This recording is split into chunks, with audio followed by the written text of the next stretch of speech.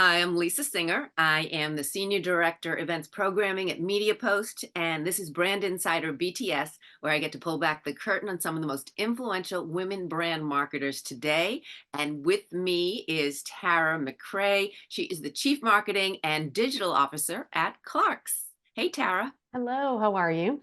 I'm good. How are you? I'm good, thank you very much. Is this a real background or Yeah, no, it's not virtual. I'm not okay? virtual. It's like you'll see people and cars going back and forth, but no, I'm in my office at Clark's here in Massachusetts. Oh, okay. Yes, Yep. Massachusetts, my hometown. I'm from, Nice. well, not hometown. My hometown is Westwood, but I grew up in Massachusetts. Oh, there goes someone.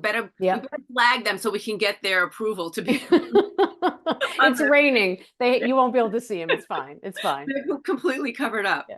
Well, I'm so happy we were able to do this. Erin spoke highly of you and wanted me to talk with you. So I'm glad that you're able to make it work. Excellent. Thank you. Well, all right. So Clark's, I mean, Massachusetts, which we're gonna go into that a little bit down the line. But you guys are, what, 200 years old, Yeah. almost 200, yeah, 1825, Yeah. started in England.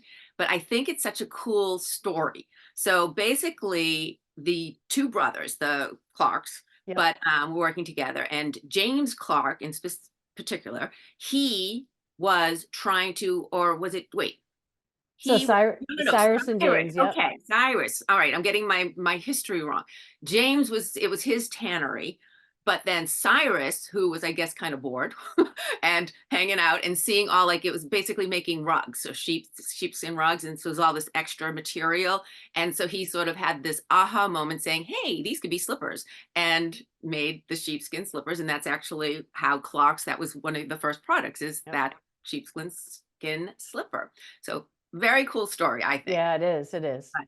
Yeah. So what I want to ask you, because what I love about it is that aha moment. There are so many things that come about that, even how many times do we say, oh, we could have done that, like even post-its Yep. or something like that. Yep. So have you had your aha moment? Maybe it didn't turn into a million billion dollar thing like a Big global company. Yep. but Yep. but just an aha moment where, something happened and it just you created that out of it, whether something Yeah. little, something big, whatever it may be. Yeah, it's a great question. And you do know your history, Cyrus and James, carpet makers and extra material.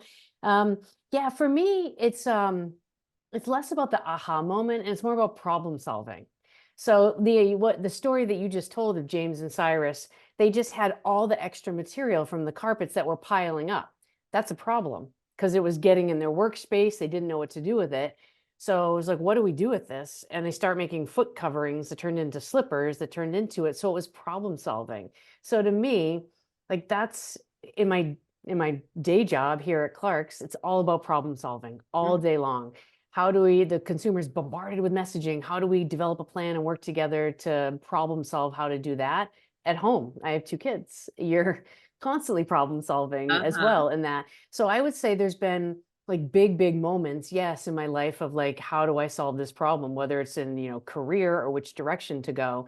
But I wouldn't say I've had that one aha moment at all. It's like a ton of aha moments or a ton of problem solving moments in my day, my personal life and professional life. Yeah. Well, and I agree with what you say in terms of the problem solving. You maybe come up with something. So you're having this challenge, whether it be with your kids, boys, girls, boy and girl, One of each. one of each. Yeah. Okay.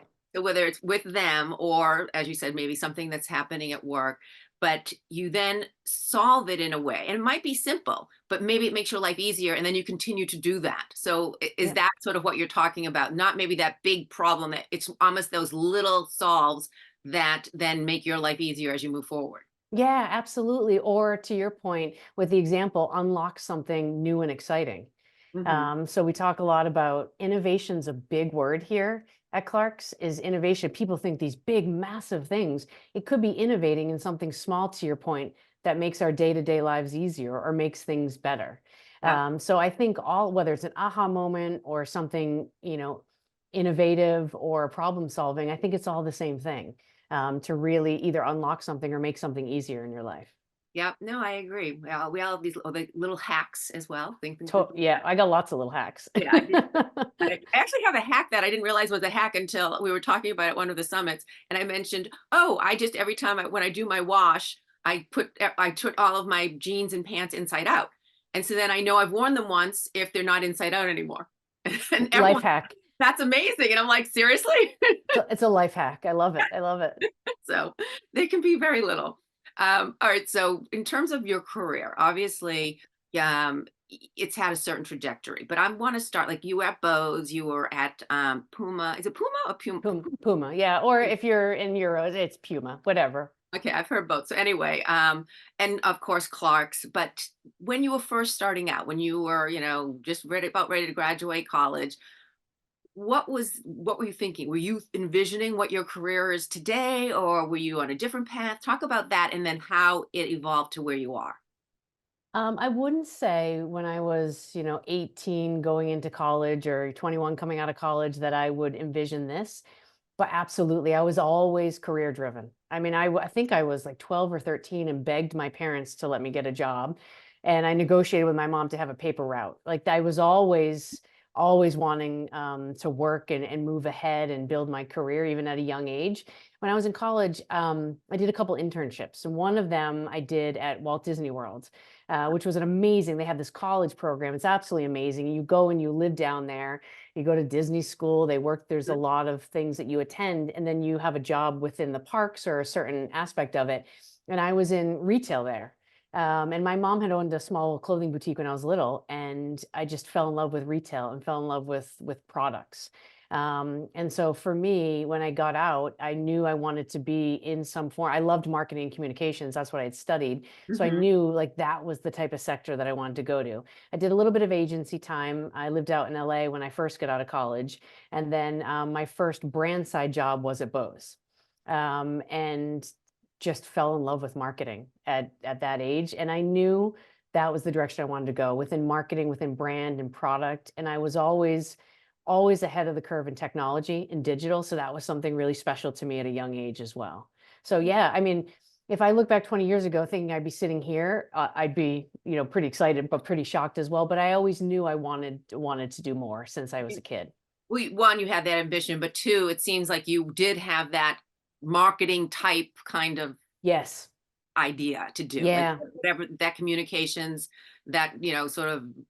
And what is it about? I like to ask sometimes marketers in terms of, because there's so many variations of your position or a marketing position. Yes. And Yep. and as you even mentioned digital, like there's all different, but what was it that really drew you there and why you thought it was a good fit for yourself? Yeah. What's funny is the creative side to marketing is what drew me there. So I grew up an athlete and then I got injured and somehow stumbled into theater. So I ended up doing a lot of theater through my college years. And the part I fell in love with was the behind the scenes, the actually marketing of the show and Huh. selling the tickets and getting the butts in the seats and the design that we would put on the posters. And that whole part of it was my favorite part of doing it. It was really the creative aspect of it. And so that was a big focus for me. But then when I started working at Bose, I worked within the direct marketing group, which I won't say there was a lot of creative there. There was creative, but I always say I learned the science of marketing there. There's a balance of art and science, but Yeah. really all of the analytics, all of understanding a return on investment, every penny was measured, everything throughout the position that I was in.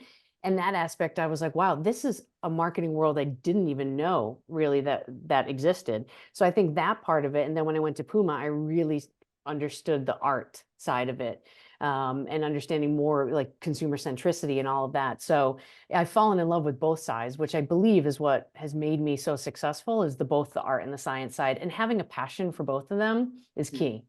Yeah, well, and I do think, because then some people, especially someone just starting out, they might go to you and be like, "Oh, I want to be you. I want to be, a CMO," and they think more in lines. I think what most of us think about is the creative side. I want to Yes. be in Yes. advertising. I want to be a marketer. I want to create ads like this, and obviously that's a part. But really, for in your position, that is almost gets put in the backside. It's still there, but you Yeah. need to look at the bigger picture, and that Yep. involves the bottom line. That involves, all Yep. the science, as you said. Yep. So, like, like someone Yeah. coming up to you asking they want to be you, and what kind of advice do you give them? And again, maybe they're at a younger age, so it's a procession, like it's a progress there, Yep. not just okay, do this right now.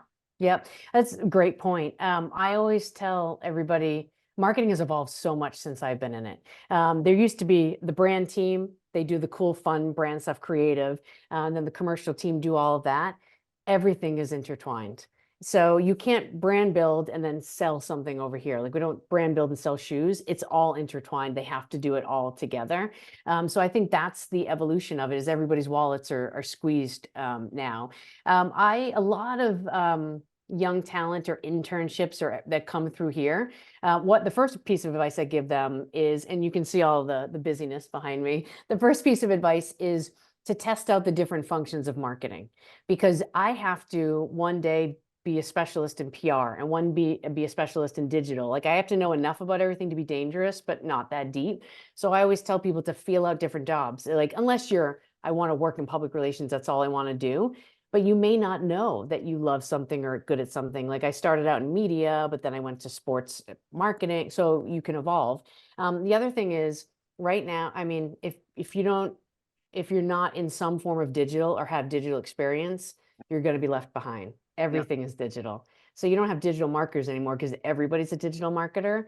But if you're not affluent in that space and understand it and understand not just the cool, fun stuff is what people think social media is, but the analytics and all of that stuff behind it. Even the best creatives in the world have to embrace a certain level of analytics and understanding of return on investment. Like some of the creatives I work with, some of the best ones are the ones that understand it the most. Yeah, and that makes sense. I mean, you kind of think, well, okay, I'm going to be on the creative side, and then there's going to be that person on the analytics side.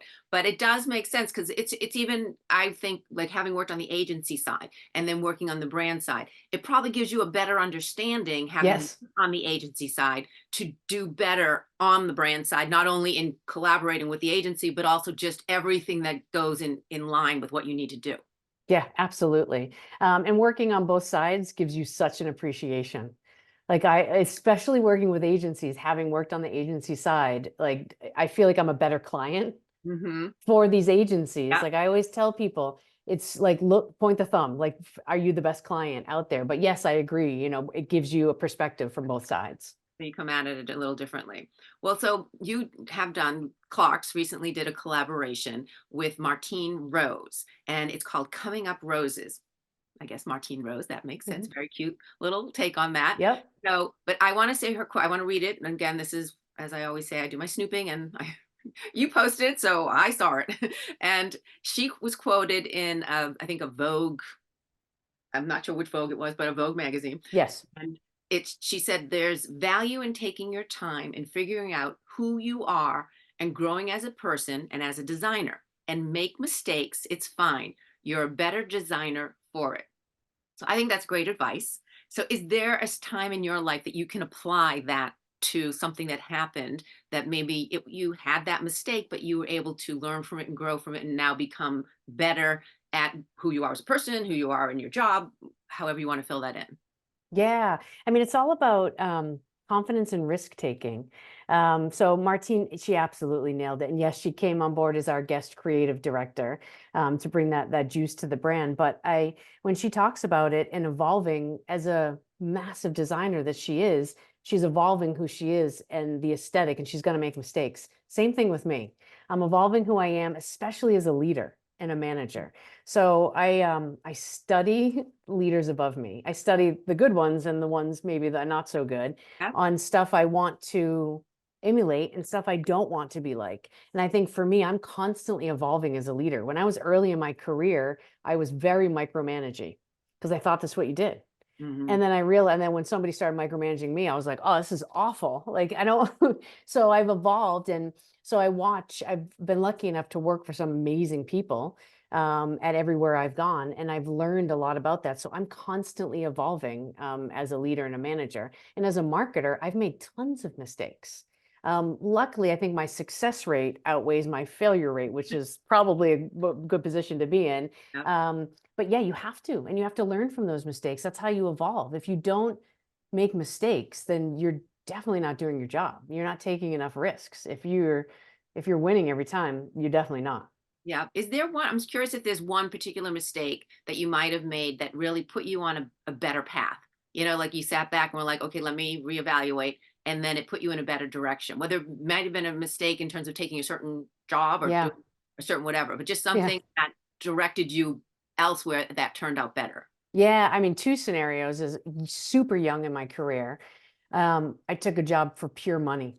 I left a job I loved at a young age. I was like 22, fresh out of college. I loved the job. I made no money, but I loved it. And I Mhm. took this job because it paid me double and I was miserable. Yeah. And at like 23 years old, I was like, I am never in my life going to do this again. Never. Because Yep. it's not like the happiness, the enjoyment, and the growth. So that was probably thank God I made that at an early age. Mhm. But in my career, I had signed an ambassador to the brand, and it ended up being really, really bad. And so for me, that big mistake then really led me to doing a greater due diligence and a greater brand value alignment and all of that, which Mhm. then unlocked some of the greatest projects I've ever worked on in my career, whether it be Martine Rose at Clark's is a huge one for me. Even when I was at Puma, we worked with Rihanna in the first iteration of Fenty, like finding the ambassadors that align. So I think both in my personal and professional career, I've definitely had some big mistakes that have been beneficial later in life. Yeah. Well, and I think that's a key thing is looking at those mistakes and learning from them, Yeah. as opposed to either sweeping them back or letting it stop you, and you need to always keep moving forward, but just reevaluating and learning. Yep. Yeah. Okay. So now I want to have a little fun. As I said, from Massachusetts. So have to like the whole Boston thing. I mean, we that comes into so many. The Duncan ad recently with So good. So isn't that good. awesome? I love Yep. that. I mean, Yep. and then also I loved Hyundai when they did the park, like back like when they were like So good. parallel Yep. parking. So like Yep. I'm I'm sure. a sucker, and Boston Beer Works as well had one Oh yeah, for Sam Adams. I'm a sucker for Boston yeah. marketing. Yep. I do hate watching a movie though, and the person is exaggerating the accent so much, or maybe Yep. I just feel like they Yep. are, and I'm like, we Yep. don't Yep. do that. Yep. I can't do it very well. I try, and my kids make fun of me. I try to do the Boston accent, and you think I'd be able to do it much better being authentically from here. Yes, but no, I mean, well, No. when you've traveled around, like I've lived in a lot, I mean, people can tell if I've had a drink. Maybe they're like, "Hey, are you from Boston?" Like Yeah, it will come definitely. out, and then I'm Yeah. sure it comes out in in Yeah. situations. Okay, so there are definitely, and it's funny. I was just in California with my friend who is from Boston, but obviously her kids are being raised in California, so they make fun of everything because she has a really thick accent. And one of the things, especially which just came up like last week, the week before is calling it, okay, so the real name, I'm going to probably say the real name is Sprinkles, or what most of the country Of call them. course. Sprinkles. Yep. What do you call them? Well, I call them Jimmys. Yes. So Okay. yes, of course. Yep. Yep. That's Yep. what she was making fun. She's like, they're not Jimmies, they're Sprinkles. And we're like, they're Yep. Jimmys. So Yep. we're Yep. Yep. Yep. going to like one of those yogurt places. Okay. All right. How do you say if you want to go to the liquor store? The Packy. Yep. Got to Yep. go to Packy. Yep. And that happened to me when I moved to California and said, "Are we going to stop at the Packy before an event?" My friend was like, "I have no idea what you just said." I agree. Yes, that happens. And Yeah. another one, when you're driving and you come to that circular thing, what do you call it? Well, Rotary. Rotary. But Yeah. that's not, people don't call it that. No, they call it a roundabout Yes. where my headquarters are. Yep. Yep. Okay. So, yep. Okay. Here that says traffic circle, they call it as well. All right. So, how about the bubbler? Yeah. Well, I mean, I still call it the bubbler, but the water fountain. Yes. Yes. Yeah. Yes. Okay. All right. So, if something's really, really, really cool, you say it's Wicked cool. yes. These are all the words and all the things I've tried to pull out of my childhood, and now you're putting them all back They're in. all coming I will back. say my parents and my in-laws all have thick accents, and they hate it when I make fun of them. But Yeah. it's funny, like me growing up in the suburbs and different schooling don't have it as well as thick as they do. Yeah. Well, it's funny when I go back with my family and or even friends, because for a long time I had to lose my accent just Yep. because of my work. Yep. And so they'd be talking and I would be correcting them in my head the whole time. Like so I'm not listening to it being said with the accent. Yep. It would be very a lot of work there. Yeah. Okay, yeah, and the whole Wicked. I was watching. There was a show about it. I think it was a hair salon show, but they called it Wicked something, and I'm like, oh, this must be from Boston, and it was. Like, Definitely. you go know it. All right, we'll just do two more. Let me see. What are some good ones? Okay. Okay, if you want someone to, if you're driving and you Mm. want them to suddenly turn and go the other way, you Yeah, they say, bang a Yui. yep. Yep, yep, yep, yep, yep. Yep. I'm And really from Boston, I promise you, but you can keep quizzing me. I know. Okay. Okay. And how about dinner? How do you say dinner? Supper. Yep. Yeah. So now here's an old one. My father says this, and I don't know. And I know I said only two, but one more. Um, they're subs. So Bostonians call them. Oh God, now you've stumped Actually, me. I mean, there's the hoagie, but yes, but that's I don't more know if like a that's a New York, Boston New thing. Jersey. Yes. Yeah, that's a more of a Jersey thing, Well, I think. I don't know. I think it's more like my father's generation. He calls it a spucky. He, Never heard that. he would always say, I "Let's go get a spucky." never heard that. Yep. That might be your family. His dad's weird. Could be, could Okay. be, could be. Yep, yep, All yep. right. Well, that's awesome. So, okay, you passed the I true I Stony I test. am. Yep, yep, yep. What is there something someone that people get wrong about you when they first meet you? Well, I recently, in the past couple of years, realized this. I'm a softie, and you would never think that, and I've been told that. People think that I'm really, really hard and aggressive and all those things, and I might be that, but internally, I'm such a softie and a pushover. And even at home, like I'm definitely the softer one with the kids and whatnot.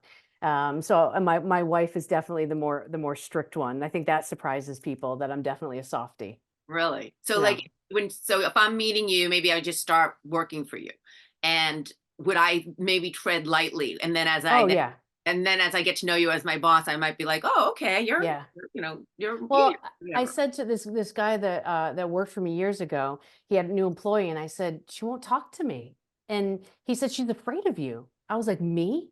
He said, "Yeah, she's absolutely petrified of you." And I was like, "Does she know that I'm really a softie?" He goes, "No, because she doesn't know you. Give her time." So I think when people first meet me, Yeah. it's something that they don't realize is deep down the softness, the kindness is really there. My exterior is a lot harder. Yeah, you come across a little bit, maybe you're a little bit more reserved when you're meeting someone, like, Yep. filling it out and then, Yep. I don't know that I'm reserved, but I'm definitely probably don't come across as a softie, but I am. okay, all right. All right, so we're gonna go again with another little, Okay. not quiz necessarily, but so Clark's has had a lot of slogans. Yeah. And when I'm doing the research, if there's some of these slogans are incorrect, then blame it on Google. But these Got are what it. I came up with. All right, so one from 1999 is act your shoe size, not your age. So, and it's basically I'm, trying to act like a Yep. kid, you know. Yep. So, what would Yep. that mean to you? Like, Yeah. so, if, You pulled it out from the archive, huh, on that one. That would mean to me, it's just like, well, me personally, it'll put me in single digits, but have more fun in life. Like mhm. you gotta have more fun in life and take more risks. Like if I look back at my younger self, early in my career or younger life, and it was like, you were too serious, take more risks, have more fun with it. Yeah. So, all right. So, how would you be acting? We don't, you don't need to tell us our shoe size if you don't want your shoe Yeah. size, if you don't want, but just, do you ever act that way? Is that, like you have that side where you have the softy side, but do you still let that fun, whether, your size 8, 7, Yeah, 9, I am. Yep, whatever? 8.5.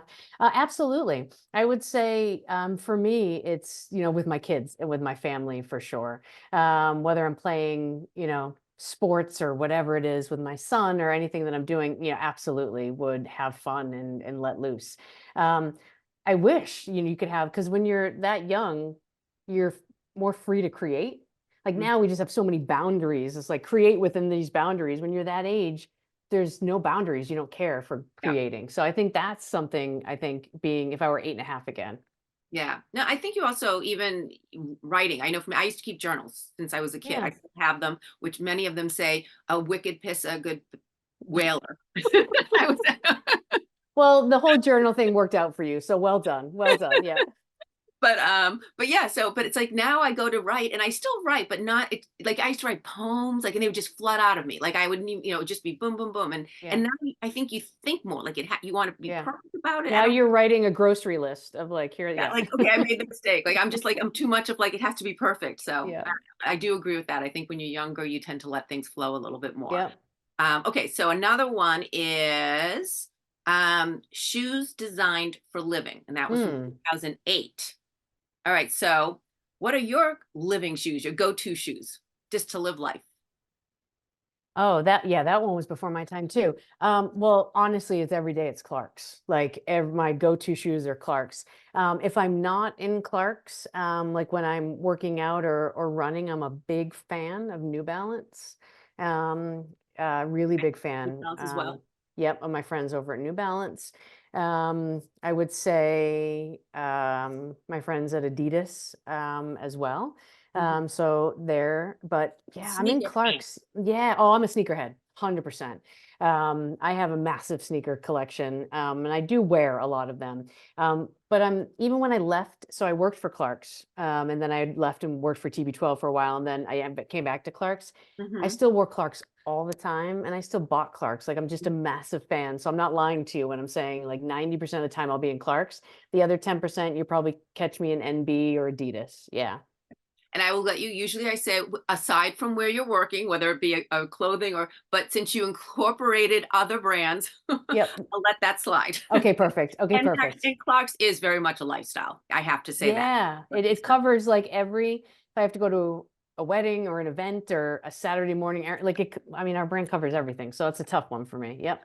no, get that. Okay. And then finally, 2024 coming up Yep. roses. So what Yep. is your coming up roses moment? Not about work, but Okay. something, and it can be very simple, but just something where this is a good day or this is a good moment. I would say my favorite moments are when my whole family's together, and it's usually Sunday nights where everybody gets the Sunday scaries and all that. For me, that's my Mhm. favorite because my family's just crazy on schedules. My daughter's a competitive dancer, my son plays all these sports. So like we're all over the place. Weekends, that's all we do and a lot of active families do that. Everybody's driving. But usually, unless there's a competition or a game, like Sunday nights, we're at home, just hanging out as a family. Nothing special. Cooking Mhm. dinner, game night, movie, whatever it is, like that's probably my favorite moment. Yeah. No, that sounds perfect. Well, so in terms of going through your career, like getting to your career, was Yeah. there a challenge? So not about work, not a particular campaign, but something that you sort of faced, a challenge, and it may not even be about your career, but that you Mm. were sort of overwhelmed, didn't know if you're going to get through this. Ultimately, obviously you did. And one, what was it and how were you able to sort of surpass that? Yeah. I think and it's both professional and personal. But oftentimes I was often the youngest person in the room and the only woman. So as I grew in my career and got to the executive level and whatnot, I would say most of the time I was the youngest. You know, there were a couple times that there were some gentlemen that were my age or younger, but I was often the only woman. So I had to figure that out, both personally and professionally, how to navigate that. Now I'm lucky enough to sit around the table with multiple women, but Mhm. that was a tough one for me, trying to figure out how to navigate. It's like, do I fit in, try to be one of the guys? Do I try to be so that was a really, really hard thing for me. Um, and then also too, like I like leaving, because I've been a company tend to go to companies and I don't jump ship like every year, like I tend to be there. That part is always really hard for me, making that decision to leave. Yeah. Because it affects things like that. Yeah, so your professional life dramatically, obviously, but your personal life has a massive impact Yeah. on a career change, a job change, all of that. Those things aren't easy. And I think everybody breezes over those things. But definitely being the only woman in the room, I'm now, when I am it, I'm now really comfortable with it. I didn't used to be when I was younger because I was like trying to figure out, do I try to act like them? Like who now I'm confident and I just embrace it. And just be you. But I'm Yes. curious because it is something you had to learn, like someone just Yeah. starting out even. I don't, as you said, there's more women in the room now, so we Yep. do see that, but Yep. not always, and it depends the industry. You can still be the only woman in the room. And for that person who, and it could be someone who's maybe not so young, it could be change of careers, it could be whatever it may be. How do you Well, how would you advise them? So if they haven't quite evolved to what you have evolved to, but what's the best way to like sort of start, as Yeah. far as, okay, when I approach that and I'm that only woman in the room right now, what do I need to do? Yeah. Well, I think first off, I always tell people find a mentor. I have a couple different mentors, amazing women that I've discovered through my career, then I hold on to them. So definitely mentorship will help, but it's confidence to be yourself. Don't try to be like them. Like you're unique for a reason. And I wish when I was younger that somebody had told me that. I found great mentors, later on, but and don't give up either. Like I was on, I had a call with a woman who's a friend of mine, and she's on a couple boards, and she was telling me she's the only woman on all 3 boards she's on. And I said, do not leave those boards. Like you do not, because like we have to keep pushing Yeah. together. But we have to be ourselves when we go into the room, and be confident in who we are. So definitely mentorship's key, and being yourself.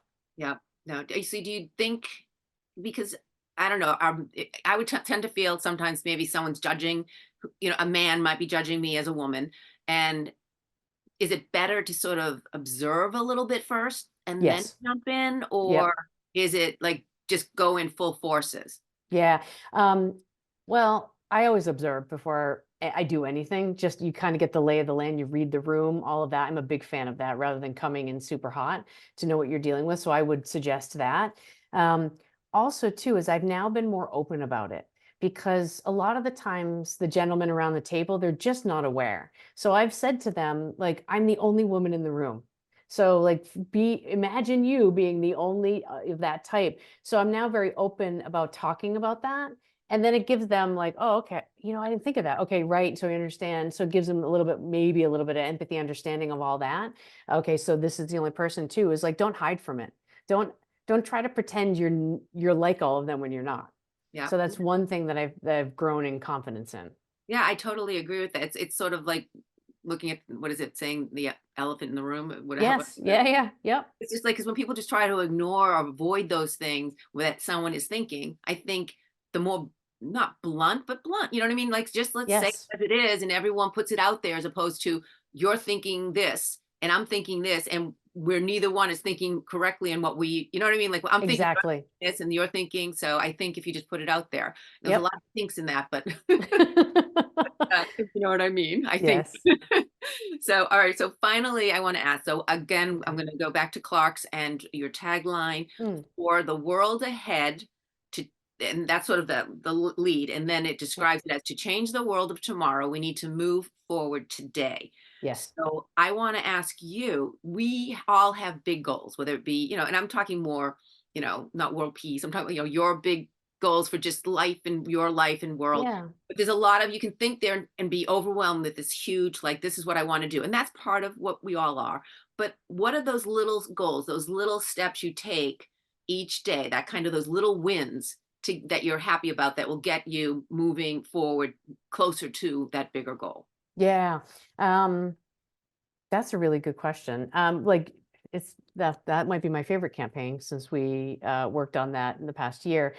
For the world ahead, yeah. I mean, for me, it's the little things you do matter. So how you speak to people, how you treat people, it all comes full circle. Mhm. So, and the footprint that you're leaving, sorry for the bad pun, working for a shoe company, but the footprint you leave at a company on people's lives when you're having a conversation, those are the things, believe it or not, in my chaos of my every single day with marketing and digital, I focus on that every single day. And even if you're in a heated meeting or whatnot, I always want somebody to feel better about what they've done, better about how they feel about themselves by working with me and my team, even if it's not in a good situation. So for me, it is all about those little moments. I'm big on giving back, huge on giving back in little things and in big things. I talked about mentorship. I've been so lucky to have amazing women mentors that anybody that is needing help with mentoring, I will absolutely put aside time for it. Mhm. Everybody's like, how do you have time to do that? And it's like, that's on my priority list. You always have time to do what's on your priority list. Maybe not all those other things. For me, it's a priority. Mhm. So giving back in many different forms, but that to me, the little moments matter. That's awesome. Well, I like that.